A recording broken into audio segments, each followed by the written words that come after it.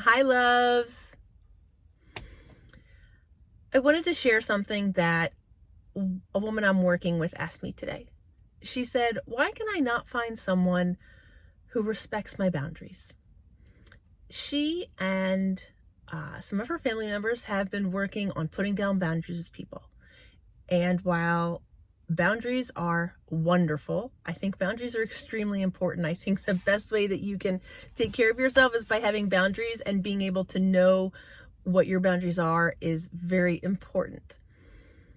What she shared was that she finds it empowering to let people know what her boundaries are, and that it is exciting to her when it's triggering to other people.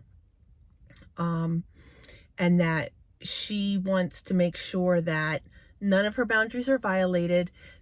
And when she tells other people and it's triggering and they get upset, she feels that she is doing them a service, so that then they can do the internal work on themselves to find out what is triggering about it. And she asked me, why can I not find someone who respects my boundaries to be in relationship with? And we talked, and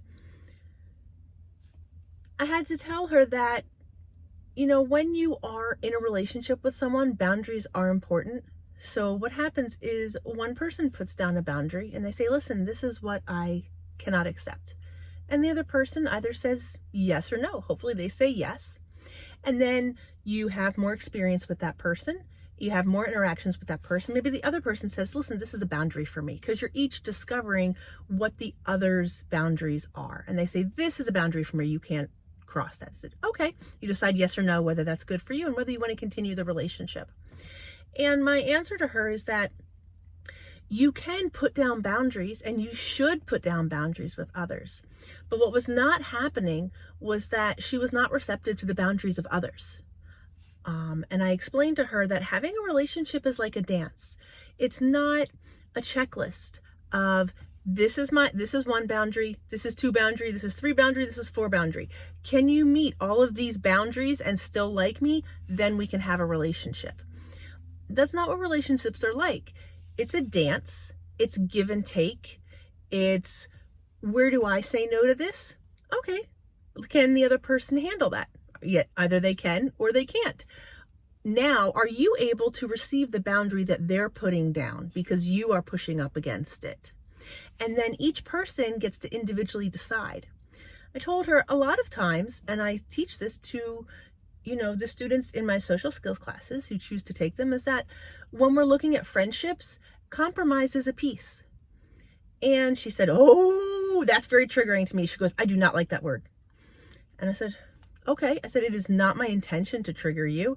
It's not, that's not, but it's a word, compromise.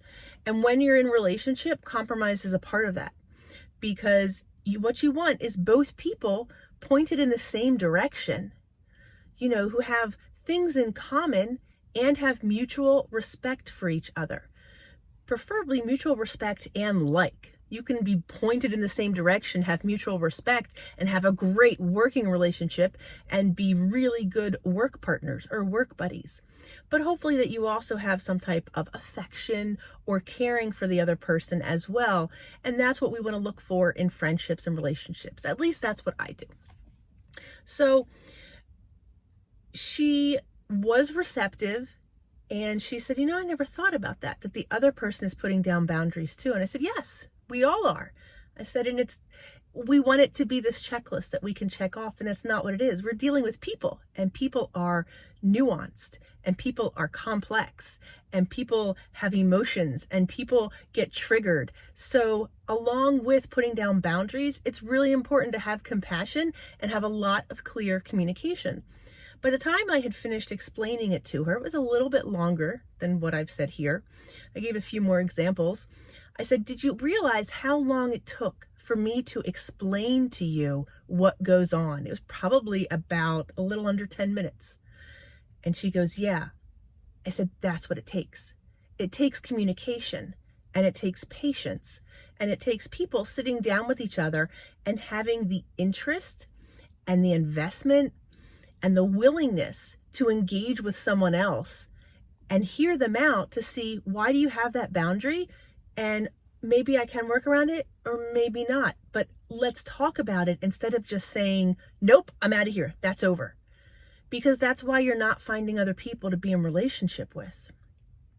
And that's a very lonely place, and that I would not wish for anyone. So I was guided to share this tonight, and I really think that it is important because it's something, that I don't think is always taught. And in this particular instance, I can understand there's a history of invalidation and trauma. And that seems to be rather common nowadays. So hopefully this was helpful to you. I love you. Have a great night.